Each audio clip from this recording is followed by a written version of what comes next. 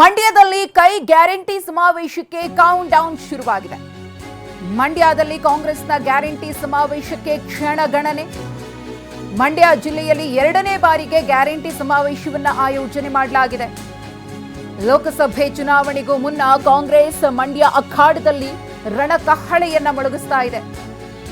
CM ಸಿದ್ದರಾಮಯ್ಯನವರ ನೇತೃತ್ವದಲ್ಲಿ guarantee ಬೃಹತ್ ಸಮಾವೇಶ, ಅಭಿವೃದ್ಧಿ ಕಾರ್ಯಕ್ರಮಗಳು ಉದ್ಘಾಟನೆ, ಶಂಕುಸ್ಥಾಪನೆ.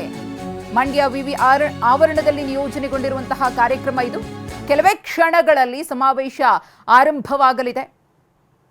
ದೃಶ್ಯಾವಳಿಯಲ್ಲಿ ಗಮನಿಸ್ತಾ ಇದ್ದೀರಿ ಯಾವ ರೀತಿಯಾಗಿ ಮಂಡ್ಯದಲ್ಲಿ ಗ್ಯಾರಂಟಿ ಸಮಾವೇಶಕ್ಕೆ ಸಕಲ ರೀತಿಯಲ್ಲೂ ಕೂಡ ಸಿದ್ಧತೆಯನ್ನ ಮಾಡಿಕೊಳ್ಳಲಾಗಿದೆ ಅಂತ ಹೇಳಿ ಈಗಾಗಲೇ ಎಲ್ಲಾ ರೀತಿಯ ಅಂತಿಮ ಹಂತದ ಸಿದ್ಧತೆಗಳು ನಡೆದಿದೆ. ಮಂಡ್ಯ ಜಿಲ್ಲೆಯಲ್ಲಿ ಎರಡನೇ ಬಾರಿಗೆ ಗ್ಯಾರಂಟಿ ಸಮಾವೇಶವನ್ನ ಕಾಂಗ್ರೆಸ್ ಆಯೋಜನೆ ಮಾಡಿದೆ. ಮಂಡ್ಯ ಕ್ಷೇತ್ರವನ್ನ ಬಹಳ ಗಂಭೀರವಾಗಿ ಕಾಂಗ್ರೆಸ್ ಪಾಳೆಯ ತೆಗೆದುಕೊಂಡಿದೆ. ಈ ಬಾರಿಯ ಲೋಕಸಭೆ ಚುನಾವಣೆಯಲ್ಲಿ ಗೆಲ್ಲಲೇಬೇಕು ಅಂತ ಹೇಳಿ ಪಣವನ್ನ ತೊಟ್ಟಿದೆ. ಬಿಜೆಪಿ ಮತ್ತು ಜೆಡಿಎಸ್ ಮೈತ್ರಿಯನ್ನ ಮಾಡಿಕೊಂಡಿರೋದ್ರಿಂದ ಮತ್ತಷ್ಟು ಟಫ್ ಆಗಿದೆ ಮಂಡ್ಯ ಅಖಾಡದಲ್ಲಿನ ಕಾಂಪಿಟೇಷನ್. ಸಿಎಂ ಸಿದ್ದರಾಮಯ್ಯನವರ ನೇತೃತ್ವದಲ್ಲಿ ಗ್ಯಾರಂಟಿ ಸಮಾವೇಶ ಆಯೋಜನೆಗೊಂಡಿದ್ದು ಇನ್ನೇನು ಕೆಲವೇ ಕ್ಷಣಗಳಲ್ಲಿ ಸಮಾವೇಶ ಆರಂಭವಾಗುತ್ತೆ.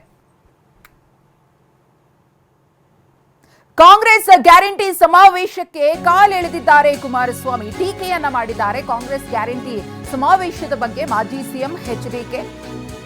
ರಾಜ್ಯದ ಇತಿಹಾಸದಲ್ಲಿ ಕಂಡು ಕೇಳರಿಯದ ಬರವಿದೆ. ಜಲಕ್ಷಾಮ ಬಿಗಡಾಯಿಸಿದೆ. ಹನಿ ನೀರಿಗೂ ಕೂಡ ತತ್ವಾರ ಶುರುವಾಗಿದೆ. ಜನ ಜಾನುವಾರುಗಳು ನೀರಿಲ್ಲದೆ ಪರಿತಪಿಸ್ತಾ ಇವೆ.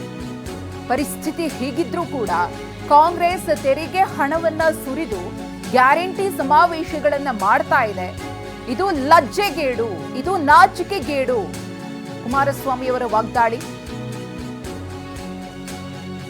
ರೋಮ್ ಹೊತ್ತು ಉರಿತಾ ಇದ್ರು, ನೀರು ಪಿಟೀಲು ಬಾರಿಸ್ತಾ ಇದ್ದ, ಹಾಗಾಗಿದೆ ಅಂತ ಹೇಳಿ ಉದಾಹರಣೆಯನ್ನು ಕೊಟ್ಟಿದ್ದಾರೆ. ಸಿದ್ದು ನೀವೇ ನಮ್ಮ ನೀರೋ, ರಾಜ್ಯದ ಪಾಲಿನ ಝೀರೋ ಅಂತ ಹೇಳಿ ಸರಣಿ ಟ್ವೀಟ್ ಮೂಲಕ ಕಾಂಗ್ರೆಸ್ನ ಕಾಲೆಳೆಯುವಂತಹ ಕೆಲಸವನ್ನ ಇಲ್ಲಿ ಸಿದ್ದರಾಮಯ್ಯನವರ ವಿರುದ್ಧವಾಗಿ ವಾಗ್ದಾಳಿಯನ್ನು ನಡೆಸುವ ಮೂಲಕ ಕುಮಾರಸ್ವಾಮಿ ಅವರು ಮಾಡಿದ್ದಾರೆ. ರೋಮ್ ಹೊತ್ತಿ ಉರಿತಾ ಇದ್ರು, ನೀರೋ ಪಿಟೀಲನ್ನ ಬಾರಿಸ್ತಾ ಇದ್ದ, ರಾಜ್ಯದಲ್ಲೂ ಕೂಡ ಸದ್ಯಕ್ಕೆ ಸಿದ್ದರಾಮಯ್ಯನವರಿಂದ ಅದೇ ರೀತಿ ಆಗ್ತಾ ಇದೆ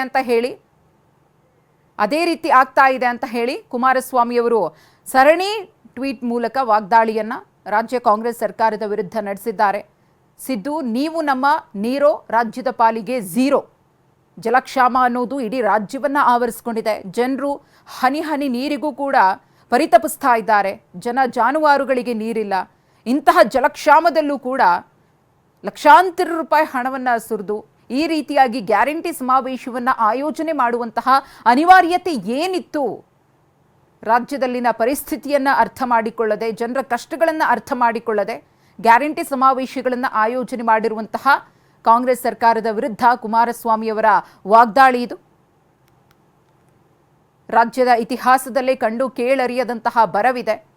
ಆ ಬರ ಪರಿಸ್ಥಿತಿಯನ್ನ ಸರಿಯಾಗಿ ನಿಭಾಯಿಸದೆ ಜನರಿಗೆ ಅನುಕೂಲಕರವಾಗೋ ರೀತಿಯಲ್ಲಿ ಜಲಬವಣೆಯನ್ನ ಪರಿಹರಿಸದೆ ಗ್ಯಾರಂಟಿ ಸಮಾವೇಶ ಅಂತ ಹೇಳಿ ಓಡಾಡ್ತಿದ್ದಾರಲ್ಲ, ಇದು ಒಂದು ರಾಜ್ಯ ಸರ್ಕಾರದ ಜವಾಬ್ದಾರಿನ ಅಂತ ಹೇಳಿ ಕುಮಾರಸ್ವಾಮಿ ಅವರು ಪ್ರಶ್ನೆ ಮಾಡಿದ್ದಾರೆ.